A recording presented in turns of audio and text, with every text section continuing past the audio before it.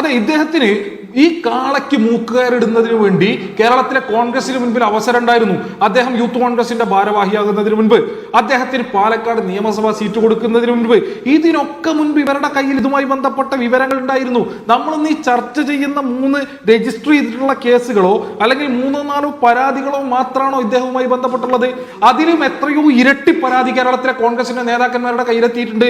എന്തെങ്കിലും നടപടി സ്വീകരിക്കുന്നതിന് പോയിട്ട് തിരുത്തുന്നതിന് വേണ്ടി ഈ കൂട്ടർ തയ്യാറായിട്ടുണ്ടോ? തയ്യാറാവാത്ത ഘട്ടെത്തിയപ്പോഴാണല്ലോ ഈ പരാതികളുടെ വലിയ പ്രവാഹം ഉണ്ടാവുന്ന നിലയുണ്ടായത്. ഇനി ഞങ്ങൾ പരാതി അറിഞ്ഞപ്പോൾ തന്നെ നടപടിയെടുത്തു എന്ന് പറയും. ഒരു പരാതി അറിഞ്ഞപ്പോൾ നിങ്ങൾ നടപടിയെടുത്തില്ല.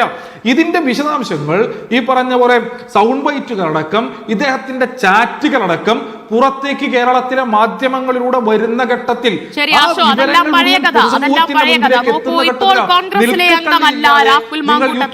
ഇനിയൊന്നും കോൺഗ്രസിന് ചെയ്യാനില്ല എന്നതാണ് വാദം. അല്ല, ഞാൻ പറഞ്ഞു പൂർത്തീകരിച്ചോട്ടെ. പറയൂ. അല്ല, ഞാൻ പറഞ്ഞു പൂർത്തീകരിച്ചോട്ടെ. ഈ നിലയ്ക്ക് ഈ വാർത്തകൾ പുറത്തേക്ക് വന്ന ഘട്ടത്തിലാണ് ഇവർ യൂത്ത് കോൺഗ്രസിന്റെ പ്രസിഡന്റ് സ്ഥാനത്ത് നിന്ന് മാറ്റാൻ വേണ്ടി തീരുമാനിച്ചു. അത് മാറ്റിയായിരുന്നോ? തൊട്ട് മുൻപത്തെ യൂത്ത് കോൺഗ്രസിന്റെ പ്രസിഡന്റ് വടകര MP ഇവരുടെ വർക്കിംഗ് പ്രസിഡന്റ് എന്താ പറഞ്ഞത്?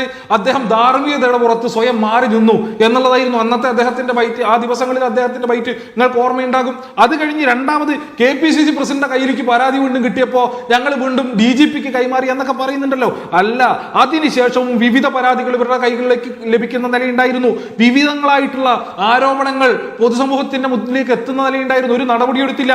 ഒരു യുവതി പരാതി KPCCയുടെ പ്രസിഡന്റിന് കൊടുക്കുന്നതിനോടൊപ്പം മീഡിയ വൺ ഉൾപ്പെടെയുള്ള കേരളത്തിലെ മുഴുവൻ മാധ്യമങ്ങൾക്കും ആ പരാതിയുടെ കോപ്പി കൊടുത്തു. KPCC പ്രസിഡന്റിന്, രാഹുൽ ഗാന്ധിക്ക്, പ്രിയങ്ക ഗാന്ധിക്ക്, കേരളത്തിലെ മാധ്യമ സ്ഥാപനങ്ങൾക്ക് ആ പരാതിയുടെ കോപ്പി കിട്ടിയ പരാതി പുറത്തേക്ക് വന്നു എന്ന ഘട്ടത്തിൽ അവർ DGPക്ക് കൈമാറാൻ വേണ്ടി തയ്യാറായത്.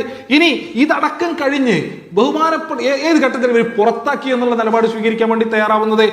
ബഹുമാനപ്പെട്ട കോടതിക്ക് മുൻപിൽ ഈ പറഞ്ഞ ഇദ്ദേഹത്തിന്റെ സെഷൻസ് കോടതിക്ക് മുൻപിൽ ഇദ്ദേഹത്തിന്റെ ജാമ്യാപേക്ഷ പരിഗണിച്ച് ആദ്യഘട്ടത്തിൽ ആ ജാമ്യാപേക്ഷ തള്ളുന്നത് വരെ ഇദ്ദേഹത്തിനെതിരെ നടപടിയെടുക്കുന്നതിന് വേണ്ടി കാത്തിരുന്ന ആളുകളാണ്. ഈ ഘട്ടത്തിൽ ഞങ്ങൾ പറയുകയാണെന്നേ, ഇവർ ഈ ഡിസ്മിസ് ചെയ്തു എന്ന് പറഞ്ഞ് വലിയമായി വർത്തമാനം പറയുന്ന കേരളത്തിലെ കോൺഗ്രസിന്റെ നേതാക്കൾ അദ്ദേഹത്തിന് ഈ ടേം അവസാനിക്കുന്നത് വരെ MLA പദവിയിൽ തുടരുന്നതിന് വേണ്ടിയിട്ടുള്ള അവസരമൊരുക്കി കൊടുക്കൽ കൂടിയായിരുന്നില്ലേ ഈ ഡിസ്മിസിൽ? ആർജവമുള്ള കോൺഗ്രസിന്റെ നേതൃത്വമായിരുന്നു കേരളത്തിലെങ്കിൽ അവർ ആ ഘട്ടത്തിൽ സ്വീകരിക്കേണ്ട സമീപനം എന്താ? കോൺഗ്രസ് ടിക്കറ്റ് കൊടുത്ത് നിയമസഭയിലേക്ക് മത്സരിച്ച ഒരാൾ, കൈപ്പത്തി ചിഹ്നത്തിൽ നിയമസഭയിലേക്ക് മത്സരിച്ച ഒരാൾ, കോൺഗ്രസിന്റെ രാഷ്ട്രീയം ജനങ്ങളോട് പറഞ്ഞ് ആ രാഷ്ട്രീയത്തിനെ വോട്ട് ചെയ്തുകൊണ്ടാണല്ലോ, അല്ലാതെ ഈ പറഞ്ഞ രാഹുൽ മാങ്കൂട്ടത്തിന്റെ ഈ ലീലാവിലാസങ്ങൾക്ക് ജനങ്ങൾ കൊടുത്ത വോട്ടല്ലല്ലോ, കോൺഗ്രസിന് കിട്ടിയ വോട്ടല്ലേ. അങ്ങനെ കോൺഗ്രസിന് എന്ന് പറഞ്ഞ് വോട്ട് മേടിച്ച് നിയമസഭയിൽ ഇരിക്കുന്ന ഒരാളെ അടിയന്തരമായി രാജിവെക്കണം